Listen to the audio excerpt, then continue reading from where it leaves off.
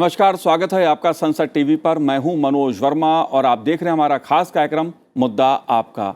आज हम बात करेंगे संसद के मानसून सत्र की। संसद का मानसून सत्र गुरुवार 20 जुलाई से शुरू हो रहा है और ये सत्र 11 अगस्त तक चलेगा।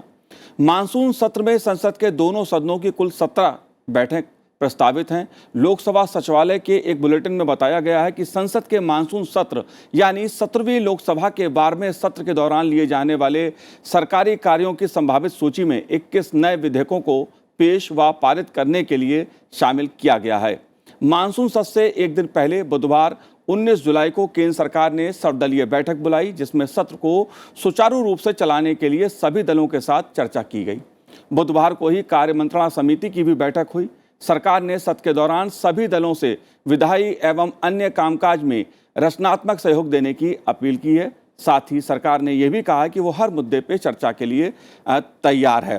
दो खास मेहमान मेरे साथ इस समय स्टूडियो में मौजूद हैं।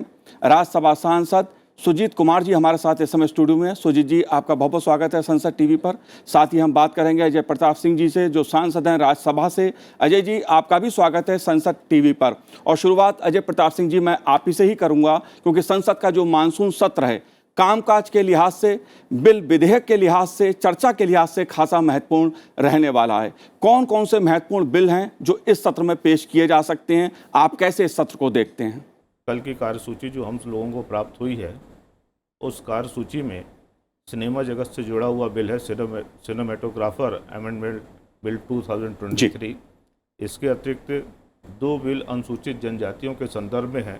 छत्तीसगढ़ और हिमाचल प्रदेश के कुछ जनजातियों को अनुसूचित जनजाति की अनुसूची में शामिल करने का प्रस्ताव किया गया उस बिल के माध्यम से। इसके अतिरिक्त इस सत्र में forest conservation bill, wild life conservation bill, जन विश्वास बिल, ऐसे अनेक महत्वपूर्ण बिल हैं जिसका लोक जीवन पर असर पड़ने वाला है और महत्वपूर्ण बिल हैं, और उन पर मैं समझता हूं कि इस सत्र में एक सकारात्मक चर्चा होगी और उसके पारित होने से देश में भी इससे जुड़े हुए विषयों को लाभ होगा। जी सुजीत जी, अगर मैं बात करूं जन विश्वास प्रावधानों में संशोधन संबंधी विधेयक की, तो ये विधेयक कारोबार की दृष्टि से, कारोबार सुगमता की दृष्टि से खासा महत्वपूर्ण माना जा रहा है। इस बिल के क्या खास प्रावधान है और ये क्यों महत्वपूर्ण है? देखिए मनोज जी, ये जन विश्वास अमेंडमेंट बिल ये जॉइंट कमेटी ऑफ पार्लियामेंट को भेजा गया था और जेपीसी का रिपोर्ट, मैं भी उसमें एक सदस्य था जी। और ये शायद जो डेडलाइन था मार्च 18 इसका डेडलाइन था सबमिट करने का रिपोर्ट का, और हमारी कमेटी इसको मार्च 17 को ही दे दिया था। कोई भी एक्शन नहीं लिया। तो शायद बहुत कम ऐसे होते हैं जो जॉइंट पार्लियामेंट्री कमेटीज जो समय में अपना रिपोर्ट देते हैं। ये बहुत ही अहम बिल है। इसमें हमारा जो ईज ऑफ डूइंग बिजनेस, आज देखिए हमारा जो वर्ल्ड बैंक का जो ease of doing business report आता है उसमें हमारा 134 रैंक था। 2014 से बहुत सारे अच्छे कदम उठाए गए हैं टू जो अपने कारोबार को सुचारू रूप से और मिनिमम जो बोलते हैं मिनिमम गवर्नमेंट मैक्सिमम गवर्नेंस का फिलोसॉफी को अडॉप्ट करते हुए अभी जो 2019 में लास्ट हम लोग का रैंकिंग आया था वर्ल्ड बैंक का ease of doing business ranking, उसमें 64 है और प्रधानमंत्री जी का ये लक्ष्य है कि उसको 30 तक लाया जाए। तो इसमें बहुत सारे ऐसे पुराने जो कानून हैं जो आउटडेटेड हो चुके हैं, जिसमें जो जेल टर्म्स हैं जो जिसको हटा के उसमें या तो फाइन या पेनल्टी का क्लॉज लाया गया है, या बहुत सारे ऐसे पुराने कानून हैं जिसको हटाया गया है। मैं आपको उदाहरण देता हूं, जैसे एक लेबर कोड में एक ये है क्लॉज है कि अगर टॉयलेट का वाइट वॉश हर 6 महीने में नहीं होता है तो कॉन्ट्रैक्टर को 3 साल का सज़ा हो सकता है। ठीक है, वाइट वॉश होना चाहिए टॉयलेट का, लेकिन एक वाइट वॉश नहीं करने के लिए 6 महीने का जेल, ये 3 साल का जेल, ये कहीं ना कहीं लगता है कि मतलब नहीं होना चाहिए कानूनी बुक्स में। तो इस ऐसे बहुत सारे कानून हैं जिसको हटाया जा रहा है। करीबन 180 ऐसे कानून हैं जिसको या तो कानूनी किताबों से हटाया जा रहा है या फिर जेल टर्म को हटा के उसमें फाइन एंड पेनल्टी इम्पोज किया जाएगा। तो ये बहुत अहम बिल है। ऐसे बहुत सारे बिल है। पर्सनल डेटा प्रोटेक्शन बिल, हमारे देखिए आज डेटा सबसे बड़ी चीज़ हो चुकी है। प्राइवेसी, राइट टू प्राइवेसी एक फंडामेंटल राइट सुप्रीम कोर्ट का जजमेंट में भी है, ठीक है, लेकिन डेटा का प्रोटेक्शन ये अभी एक बहुत अहम मुद्दा बनते जाएगा, क्योंकि डेटा इज गोल्ड माइन। लेकिन हमारे देश में कोई कानून नहीं। आईटी एक्ट 2000 में बना था और 2023 साल में तो टेक्नोलॉजी कितनी बदल जाती है। तो एक पर्सनल डेटा प्रोटेक्शन बिल भी आने की उम्मीद है, जो एक कॉम्प्रिहेंसिव जो फ्रेमवर्क लॉ लेके आएगी, डेटा प्रोटेक्शन के लिए। National capital territory of Delhi का जो ऑर्डिनेंस है जी। वो भी शायद पारित होने का उम्मीद है। और मल्टी स्टेट कोऑपरेटिव सोसाइटी का बिल जो भी जॉइंट पार्लियामेंट्री कमेटी को गया था, उसमें भी मैं सदस्य रहने का मुझे सौभाग्य मिला था, जिसमें कोऑपरेटिव इलेक्शन अथॉरिटी, जो multi state cooperative election authority का एक चयन होगा। ऐसे कोऑपरेटिव यूनिवर्सिटी के लिए एक बिल आ रहा है, बहुत सारे नेशनल रिसर्च फाउंडेशन बिल आ रहा है। ऐसे बहुत सारे अहम बिल अभी ये मानसून सत्र में आने का है, देखते हैं जी। हम तो उम्मीद बिल्कुल। रखेंगे कि सुचारू रूप से चलेगी। बिल्कुल, बहुराज्य सहकारी सोसाइटी संशोधन विधेयक अपने आप में खासा महत्वपूर्ण विधेयक है जो इस सत्र में पेश किया जा सकता है। लेकिन अगर अजय जी मैं बात करूं जन विश्वास प्रावधानों में संशोधन विधेयक की, दरअसल आपकी सरकार का खासा इस बात पर जोर रहा कि कारोबार की दृष्टि से व्यापारी वर्ग को सुगमता मिले, आम आदमी को जो काम करना चाहता है उसे उन प्रावधानों से छुटकारा मिले जो छोटी मोटी गड़बड़ियों के कारण उसको आम तौर पे उसको सामना करना पड़ता है ऐसे कानूनों का। आप कैसे देखते हैं इस बिल को? यह बिल बहुत महत्वपूर्ण बिल है। आज किसी भी देश की जो ताकत है वो उसकी आर्थिक क्षमता से आंकी जाती है। हमारे प्रधानमंत्री जी का बार बार ये कहना है कि भारत को 5 ट्रिलियन मिलियन डॉलर की हमको इकोनॉमी बनाना है और देश में बहुत शीघ्र ही हम तीसरे श्रेणी की इकोनॉमी बनने जा रहे हैं। अब इस लक्ष्य को अगर हमको हासिल करना है तो जो ईज ऑफ डूइंग बिजनेस है, इसके जो मानक हैं, इसको हमको सरल करना पड़ेगा और लोगों को व्यापार के लिए, उद्योग के लिए प्रोत्साहित करना पड़ेगा। ये जो जन विश्वास बिल है इसी दिशा में काम करेगा। विगत जैसा कि अभी हमारे मित्र सुजीत कुमार जी ने कहा है कि 2014 के पश्चात इस देश में व्यापार को, उद्योग को बहुत सारी सहूलियत दी गई हैं और जिसके माध्यम से आज भारत जो ईज ऑफ डूइंग बिजनेस की जो इंटरनेशनल लिस्ट है उसमें उसका जो स्थान है 134 से घटकर 64वें स्थान पर आ गया है। अब इस दिशा में और भी काम करने की आवश्यकता है। तो यह बिल उन्हीं आवश्यकताओं को एड्रेस करने वाला है। सरकार ने न केवल इंफ्रास्ट्रक्चर के लेवल पर बिजनेस को प्रमोट किया है, अपितु जो वित्तीय सहायता है उस वित्तीय सहायता के आधार पर भी बिजनेस को आसान बनाया है।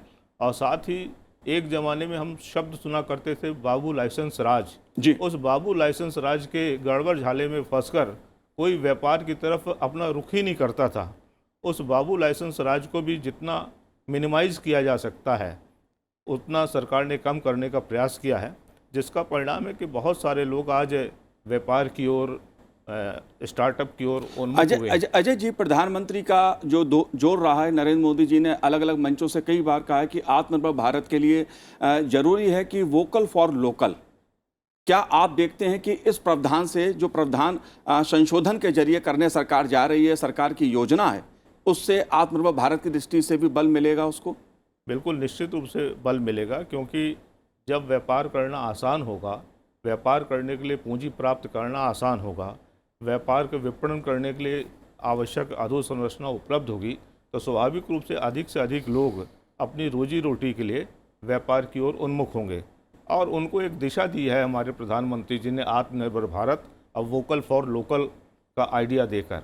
अब वोकल फॉर लोकल का आइडिया ऐसा आइडिया है कि बहुत सारे हमारे जीवन में रोज़मर्रा की ज़रूरत है। उस रोज़मर्रा की ज़रूरत को पूर्ति करने के लिए हमको बड़े बड़े उद्योगपतियों पर, बड़े बड़े इंडस्ट्रियलिस्ट पर आश्रित नहीं करना है।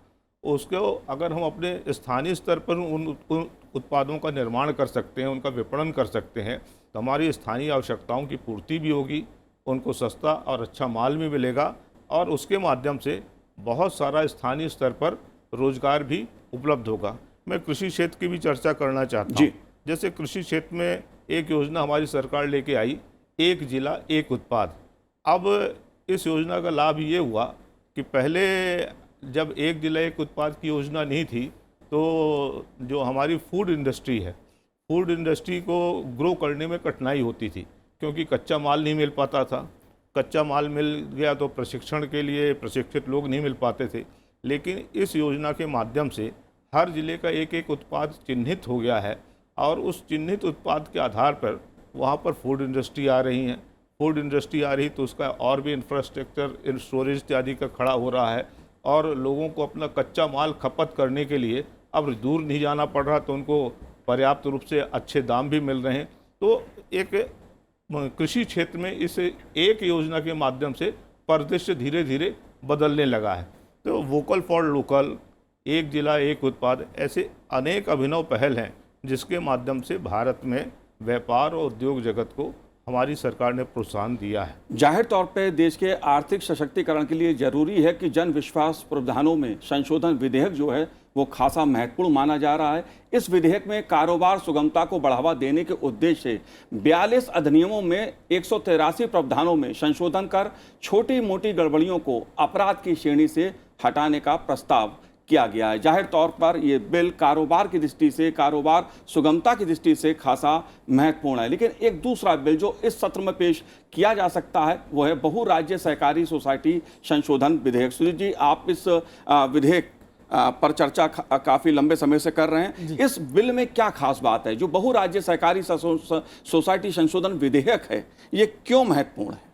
देखिए, अभी ये सरकार कोऑपरेटिव मूवमेंट को काफ़ी महत्व दे रही है और देना भी चाहिए, क्योंकि भारत एक कृषि प्रधान देश है। और जो हमारा मल्टी स्टेट कोऑपरेटिव सोसाइटीज़ हुआ करते थे, अभी जो पिछले कुछ सालों से जो MCSS बोलते हैं, मल्टी स्टेट कोऑपरेटिव सोसाइटी, उनका महत्व बहुत कम हो गया था। ठीक है, पहले हम लोग देखें अमूल जैसे कितने सक्सेसफुल कोऑपरेटिव्स रहे हैं। तो ये मल्टी स्टेट कोऑपरेटिव को बढ़ावा देने के लिए ये बिल लाया गया था। और इसमें सबसे बड़ी जो प्रोविज़न है, प्रावधान है, वो है एक इलेक्शन अथॉरिटी, जी, कोऑपरेटिव इलेक्शन अथॉरिटी का गठन होगा, जिससे जो कोऑपरेटिव सोसाइटीज़ रहेंगे उनमें जो चुनाव होगा और उनमें एक डेमोक्रेटिक प्रोसेस हो सकता है, और ताकि वो सुचारू रूप से काम कर सके, इसका प्रावधान रहेगा। तो ये मैं मानता हूँ कि डायरी सेक्टर में और एग्रीकल्चर सेक्टर में इसका बहुत अच्छा प्रभाव आएगा। और जो अपना इकोनॉमी का भी बात कर रहे थे अजय प्रताप जी, तो जो $5 ट्रिलियन इकोनॉमी, इसमें हमारा एग्रीकल्चर सेक्टर, कोऑपरेटिव सेक्टर का एक बहुत बड़ा योगदान रहेगा। तो ये बिल उस दिशा में बहुत अच्छा काम करेगा। जी, सूर्य जी, अगर मैं बात करूं राष्ट्रीय अनुसंधान फाउंडेशन की, जी, जाहिर तौर पे अनुसंधान को लेकर भी मोदी सरकार का खासा जोर रहा है। आप इसको कैसे देखते हैं? क्योंकि राष्ट्रीय अनुसंधान फाउंडेशन की स्थापना के लिए एक मसौदा कानून भी इस बार प्रस्ताव में शामिल है। बहुत बहुत धन्यवाद मनोज जी, आपने मुझे ये सवाल पूछा, क्योंकि ये मेरे लिए बहुत ही मैं इससे काफ़ी जुड़ा हुआ हूँ। और मैं धन्यवाद दूंगा प्रधानमंत्री जी को, सरकार को, कि जो नेशनल रिसर्च फाउंडेशन बिल लेके आ रहे हैं। मेरा हमेशा ये दुख रहा है कि हम अपना GDP का ओनली 0.7% हम लोग रिसर्च में खर्च करते हैं, जबकि south Korea 3.2, Israel 4.8, US 3, China 3.8% अपना GDP का खर्च करता है। तो मैं हमेशा पार्लियामेंट में भी मैं कई बार 0 आवर में, क्वेश्चन आवर में ये बात को उठा चुका हूँ कि हम लोग एक तरक्की तब तक नहीं करेंगे जब तक हम लोग रिसर्च पे फोकस नहीं करेंगे। नहीं तो हम लोग वही एक जो बाहर का जो इनोवेशन रहेगा, रिसर्च रहेगा, उसको लेके आएंगे देश में। तो बहुत ही अच्छी ये बिल है। इससे क्या होगा, हमारा जो रिसर्च को बढ़ावा मिलेगा। और एक बहुत महत्वपूर्ण बात है, जैसे आप देखेंगे चाइना में, चाइना का जितना रिसर्च है उसका 70% आता है प्राइवेट सेक्टर से। USA में जितना रिसर्च खर्च होता है उनके देश में, उसका 50% आता है प्राइवेट सेक्टर से। हिंदुस्तान में जितना रिसर्च पे खर्च होता है, ऐसे तो बहुत कम खर्च होता है, लेकिन जितना भी होता है उसका 30% सिर्फ आता है प्राइवेट सेक्टर से। तो ये बिल में प्राइवेट सेक्टर को भी जो अपना CSR में जो खर्च कर सकते हैं, जो प्रावधान है CSR में, कंपनीज एक्ट 2013 में, तो जो कोई कंपनी अगर रिसर्च में भी खर्च करती है तो उसको CSR खर्च माना जाएगा, ये सुविधा कंपनी को मिलेगी। तो मुझे लगता है कि ये बिल आने के बाद प्राइवेट कंपनियां भी रिसर्च में ज़्यादा ध्यान देने लगेंगे। और विशेषकर जो रिसर्च फाउंडेशन होगा, इससे एक प्लेटफॉर्म और एक मोमेंटम होगा रिसर्च पे खर्च करने के लिए। क्योंकि हम लोग देखिए $5 ट्रिलियन इकोनॉमी, विश्वगुरु का बात करते हैं, लेकिन जब तक हम लोग रिसर्च में नहीं करेंगे, कोई भी देश रिसर्च के बिना आगे नहीं बढ़ सकता। तो रिसर्च पे हम लोग विश्वगुरु बन सकते हैं। 2047 तक अमृतकाल का जो काल है, उसमें विश्वगुरु बन सकते हैं अगर हम रिसर्च पे ज़्यादा ध्यान देंगे, रिसर्च पे अधिक से अधिक खर्च करेंगे। तो ये बिल में मैं मानता हूँ बहुत ही एक अच्छा बिल है देश के लिए। जी बिल्कुल, रिसर्च का जो मुद्दा रहा है खासा महत्वपूर्ण रहा है। जाहिर तौर पे अगर इनोवेशन होगा, रिसर्च होगी, तो देश में नई नई टेक्नोलॉजी की दृष्टि से देश आगे बढ़ेगा, आर्थिक दृष्टि से भी, एक टेक्नोलॉजी की दृष्टि से भी। आप कैसे देखते हैं अजय जी इस मुद्दे को? मैं सुजीत जी की बात से पूरी तरीके से सहमत हूँ कि देश को अगर आगे बढ़ाना है तो हमको रिसर्च पर इन्वेस्ट करना पड़ेगा, समय का भी और पैसे का भी। और ये जो बिल आ रहा है इसके माध्यम से जिस फाउंडेशन की कल्पना की गई है वो ऐसे तमाम रिसर्च फेलोज़ को न केवल आर्थिक रूप से धन उपलब्ध कराने में सक्षम होगा, अपितु उनको एक प्लेटफॉर्म भी उपलब्ध कराएगा जिससे कि इस दिशा में वो निश्चिंत होकर काम कर सकें। और ये बिल इसलिए भी आवश्यक है क्योंकि अभी तक मैं सुरक्षा क्षेत्र की बात करता हूँ। सुरक्षा क्षेत्र में हम समय समय पर अपनी सुरक्षा के लिए विभिन्न देशों से हथियार खरीदते हैं, उनकी टेक्नोलॉजी खरीदते हैं और कई बार ऐसी परिस्थितियां निर्मित हो जाती हैं कि जब हमको उन हथियारों की सर्वाधिक आवश्यकता होती है तो उसमें कई बार किंतु परंतु लग जाता है और उसके कारण विवश होकर हमको कहीं ना कहीं समझौते करना पड़ता, अपने कदम खींचने पड़ते हैं। लेकिन अगर रिसर्च होगा, अत्याधुनिक हथियार हमारे यहाँ पर खुद बनेंगे और उसके जो साजो सामान की आपूर्ति है वो यहाँ पर ही होगी और भविष्य का जो भारत है, भविष्य की जो दुनिया है, उसको देखकर भी अगर हम तैयारी करेंगे तो अपने पैरों पे खड़े रहेंगे तो जो विश्व गुरु की कल्पना अभी सुजीत जी ने आपको दिया है तो सही मायने में हम विश्व गुरु बन पाएंगे। आपको वो घटना स्मरण होगी कि जब एक देश ने हमको क्रायोजेनिक इंजन देने से इनकार कर दिया था, उसके कारण हमारे प्रोजेक्ट बहुत सारे पीछे हो गए थे, लेट हो गए थे। बाद में हमारे वैज्ञानिकों ने अपने दम पर, अपने शोध के दम पर वो इंजन तैयार किया, फिर हम आगे बढ़े। तो ऐसा अनुभव की पुनरावृत्ति न हो, इस दृष्टि से ये बिल जो है बहुत आवश्यक है। जी बिल्कुल। आप कुछ कहना चाहते हैं सुजीत जी? हाँ मनोज जी, मैं एक उदाहरण देना चाहता हूँ क्यों ये बहुत ही अहम है।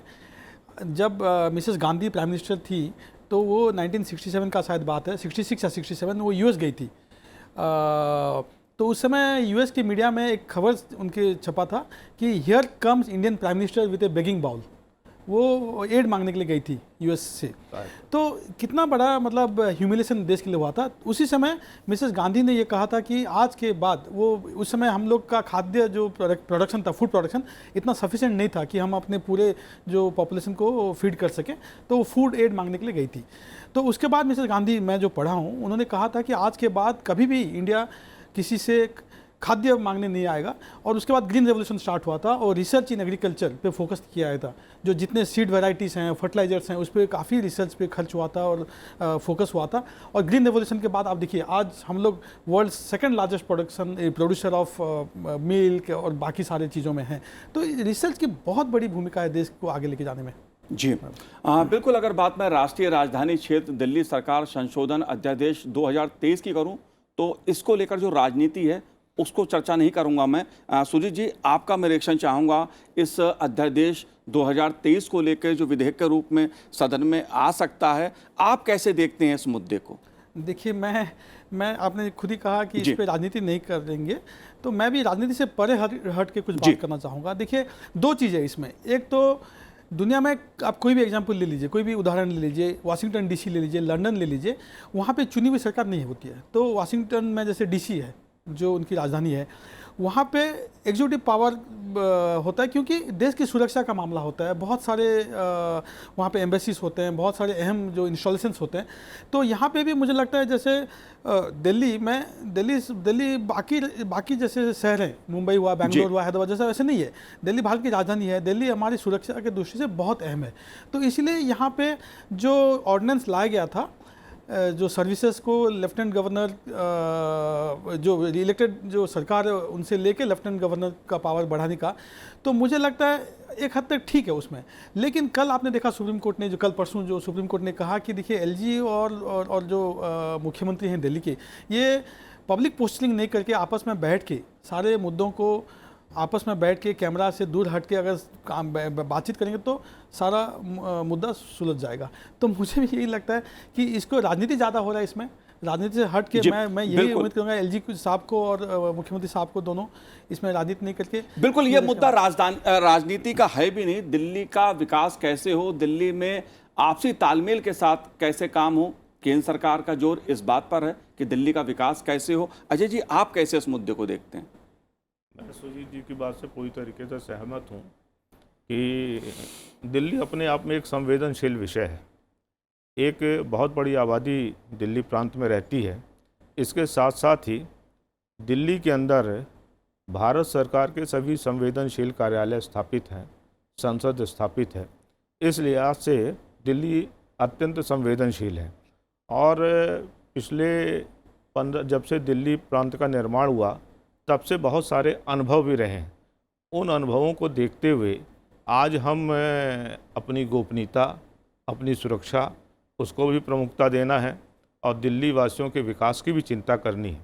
दोनों के बीच में समन्वय बनाते हुए आज की परिस्थितियों में ऑर्डिनेंस केंद्र सरकार ने प्रवृत्त किया था, तो इसलिए इसको महत्वपूर्ण है, लेकिन संयोग ऐसा है, परिस्थितियां ऐसी हैं कि इसकी आड़ में बहुत सारे लोग राजनीति भी खेलने का प्रयास करते हैं। लेकिन सुप्रीम कोर्ट ने जो मार्गदर्शन दिया है, मैं समझता हूं उस मार्गदर्शन पे चलेंगे। चलिए, तो इस मुद्दे से मैं आगे बढ़ता हूं और सुजीत जी आपसे एक मुद्दे पर चर्चा करना मैं जरूर चाहूंगा, क्योंकि आप बीजू जनता दल के सांसद हैं राज्यसभा से, और जो रिपोर्ट, एक नीति आयोग की रिपोर्ट आई है, जाहिर तौर पर तमाम मुद्दे देश के सामने हैं, उन पे भी सदन में चर्चा होगी, सरकार भी चर्चा के लिए तैयार है। लेकिन इस मुद्दे पर खास तौर से मैं आपसे रिएक्शन चाहूंगा, क्योंकि वित्त वर्ष 2015-16 से लेकर 2019-21 के बीच प्रधानमंत्री नरेंद्र मोदी के नेतृत्व में सरकार के 5 सालों के दौरान 13.5 करोड़ लोगों को गरीबी से बाहर निकालने में सफलता मिली है।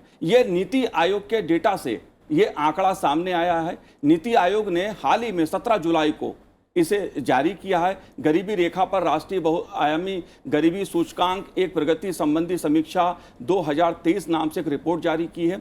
आप कैसे देखते हैं इस बदलाव को? देखिए, बहुत ही अच्छी बात है ये जो मल्टी डायमेंशनल पॉवर्टी, जो MDP जो नीति आयोग का जो रिपोर्ट आया है, मल्टी डायमेंशनल पॉवर्टी का बहुत ज़्यादा डाउनफॉल हुआ है जी। जो सूचित करता है देश आगे बढ़ रहा है।